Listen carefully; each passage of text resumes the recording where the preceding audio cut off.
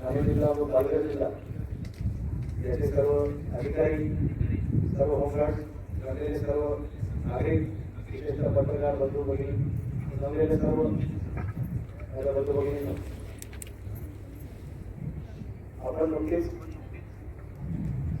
खूप सुंदर अशी परेड, खूप सुंदर असा टर्नआउट त्यांनी 13 रुपये गणवेश यांनी धारण केलेला आहे. आपण सर्वांनी तो बघितलाच असेल. होमगार्ड पण इतक्या सुंदर पद्धतीने त्याचा टर्नआउट आणि परेड करू शकतात. त्याचे खूप चांगलं उदाहरण आपण आपल्या सर्वांसमोर दाखवले. त्याबद्दल मी सर्व परेडचे अधिकारी, कमांडर आणि सर्वांचे अभिनंदन करतो. होमगार्ड म्हणजे सिव्हिल फोर्स, याला 19 वर्ष झाले महाराष्ट्रात. आपण मागच्या 19 वर्षापासून आपण अविरतपणे खूप चांगली अशी सेवा देत आहे महाराष्ट्र पोलीसला, एकंदरीत महाराष्ट्राच्या जनतेला. सण, उत्सव, आपत्ती व्यवस्थापन, जे आता आपण मगाच डेमो बघितले आपत्ती व्यवस्थापनाचे, आणि काही लोकांना आपण सत्कार पण केला त्यांचा, ज्यांनी खरोखर फक्त प्रदर्शन न करता ऍक्च्युअल जे आपल्या घटना आहेत त्या घटनांमध्ये त्यांनी आपलं शौर्य दाखवून, एक कर्तव्याप्रती निष्ठा दाखवून आणि होमगार्डच्या ब्रीद वाक्याला साजेसे ठरेल अशी कामगिरी केली. याबद्दल त्यांचे अभिनंदन आपण केलेले, त्यांचा सत्कार केला, त्यांचे आभार मानतो.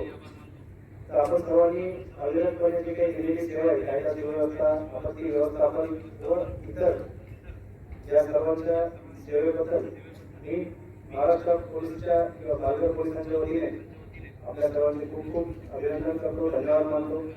तसेच आपल्या सर्वांना येणाऱ्या आगामी जे काही तुमचे बंदोबस्त ड्युटीज असतील त्या सर्व ड्युटीसाठी खूप खूप तुम्हाला शुभेच्छा देतो आणि थांबतो. जय हिंद, जय महाराष्ट्र. धन्यवाद. होमगार्ड ठाणे युनिटचे माझे जुळे सहकारी अधिकारी आहेत, पालघर जिल्ह्यातील 7 युनिटचे समादेशक अधिकारी आणि इतर सगळे होमगार्ड जे इथे उपस्थित आहेत. आपल्याला सगळ्यांना सगळ्यात पहिले खूप खूप अभिनंदन की आपण एवढी चांगली परेड आज इथे समोर आमची दाखवलेली आहे.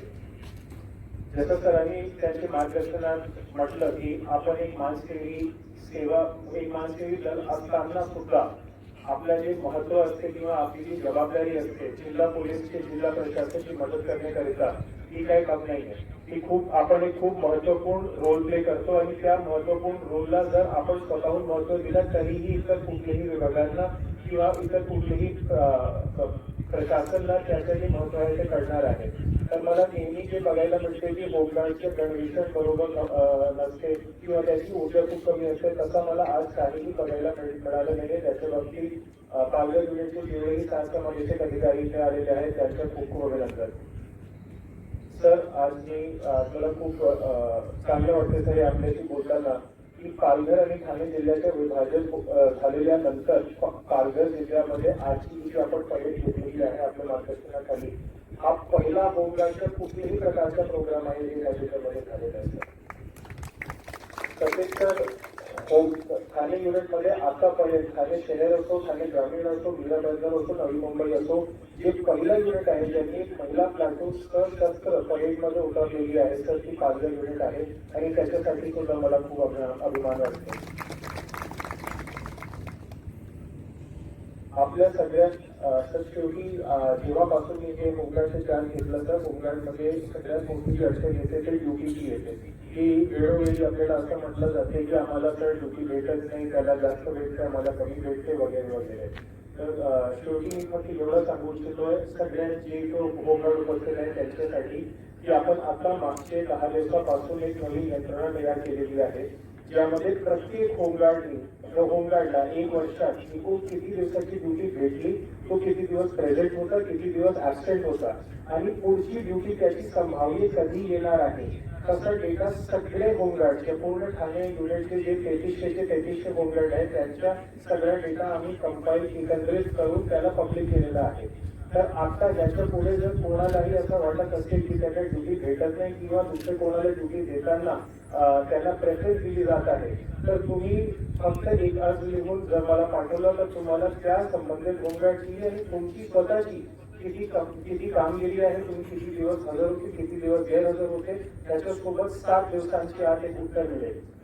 ही फक्त आमच्यातर्फे एक प्रयत्न आहे की होमगार्डची ड्युटी देण्याकरिता जी आम्ही प्रक्रिया फॉलो करतो त्या प्रक्रिया बाबतीत पारदर्शकता असावी आणि त्याच्या बाबतीत जे काही आमच्यातर्फे आम्ही जे काही प्रयत्न करतो ते तुमच्यापर्यंत पोहोचले पाहिजे.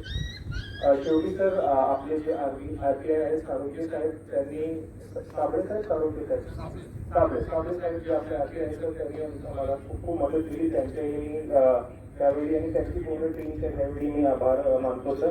आणि परत सर आपण इथे आले आपण आज आमच्या कॉलेजची शोभा वाढवली त्याच्यासाठी आपला खूप खूप धन्यवाद सर. आणि आपली परवानगी असेल तर त्यांनी माझं बोलणं बंद करा. जय हिंद. धन्यवाद सर. यानंतर